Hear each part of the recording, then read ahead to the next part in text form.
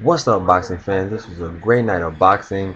This is the post-fight analysis between a great legend in El Libre, or they call him now La Profesion, Erik Morales, who's a legend in Mexico and will go down as at least in the top 5 best Mexican boxers of all time.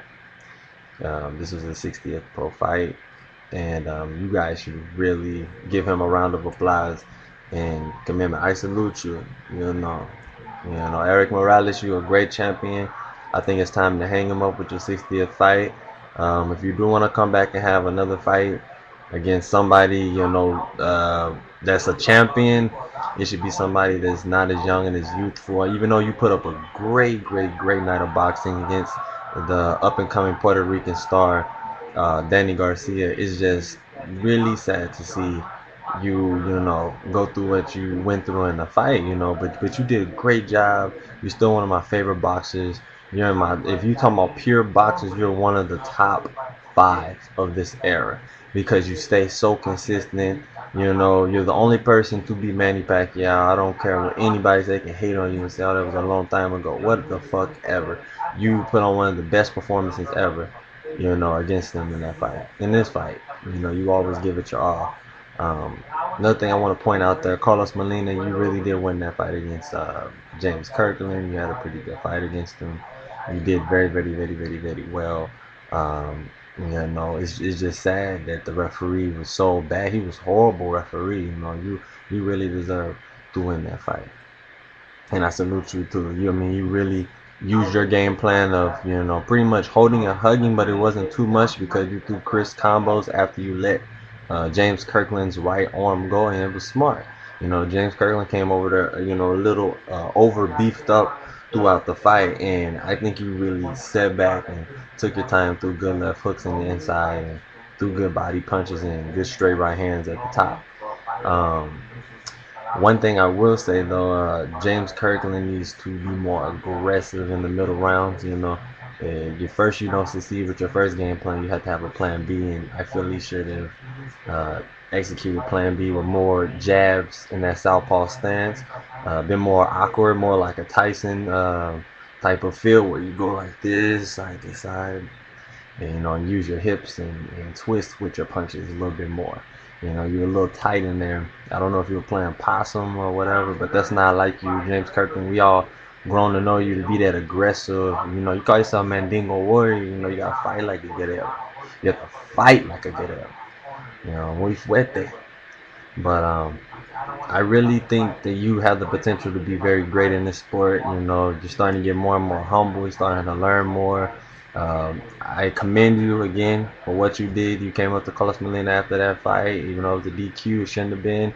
The referee's fucking retarded, and just these referees is horrible in these fights, man. I mean, how was that disqualification? He only had half of his body inside the ring because he saw the round was going to be over, and it happens. Shit happens. Not like he ran in the ring intentionally trying to grab his fighter or some shit. I can see something, but anyways, it was a great night of boxing throughout those 10 rounds or 11 rounds. Well, I think, yeah.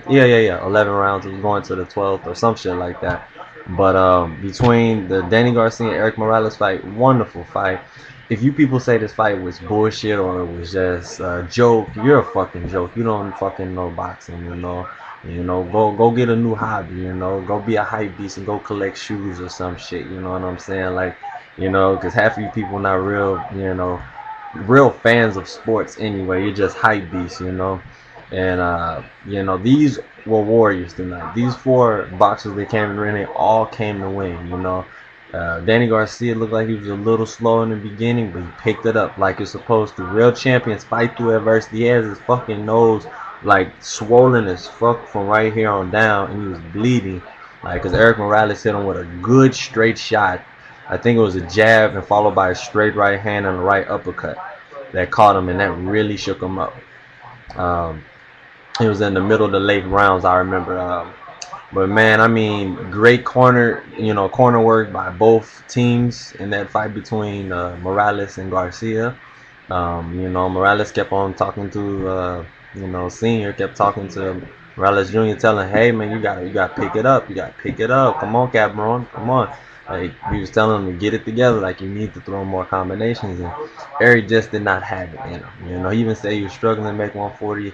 That's why I kind of just knew, you know, that Danny Garcia was gonna win eventually because he has the youth on his side. He's 23 versus a 35-year-old. You know, it's about that time. You know, it's just about that time for him to hang up the gloves. I know your aspirations of facing Manny Pacquiao again, but man, just hang them up. I enjoyed all of your fights. I watched them all. If I did not catch him in real time, I caught him on YouTube. And I saw that fight. That was the first fight I actually saw from Erik Morales. Was against that Manny Pacquiao fight back in I think it was 06 or 05, whichever one, or 07. It was one of those years. But you guys really tell me what you think about these fights. I really want to see a rematch between Molina and Kirkland, or Molina versus Chavez again, or I really want to see Sergio versus Kirkland. That's like the super fight for me. Even though I know in my heart that Sergio would beat him with precision, skill, footwork, accuracy, and timing. But we're not gonna go there. That's for a whole nother video. You guys tell me what you think though in the comment section below. I really feel that if Erik Morales was younger, he would have beat Danny Garcia and got him out of there. That overhand right that he threw, he used his legs and everything. He bent it down, he faked, hit him with a feint and pretended he was gonna go through the body, and he went up top with the overhand. It was so beautiful. It even caught my eye off guard, and I was like, wow. And I thought Garcia was going to be done, but he wasn't. And then that just shows what kind of chin Garcia has, too. He didn't go down at all. And let me throw in there that Morales did go down, and I thought it was going to be over. And that I think it was the 10th or 11th round, he went down with a nice uppercut.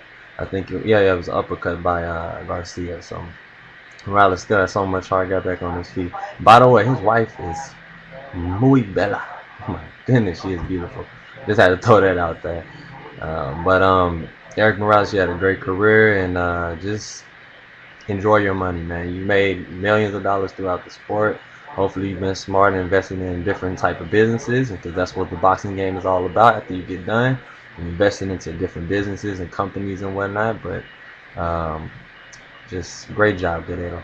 Great job, El Libre, La Professor, whatever you want to call yourself. Great job. And to all the Mexican fans out there, you should be very proud of your warrior tonight. I will have a new post-fight analysis coming up for next week. And by the way, if you did not see it, catch it on YouTube. Vernon Paris versus Zab Judah fight. That is an amazing fight right there. Yeah, I'm not going to tell you what happened. You just go see it. But you guys tell me what you think. And this is Ant. Peace.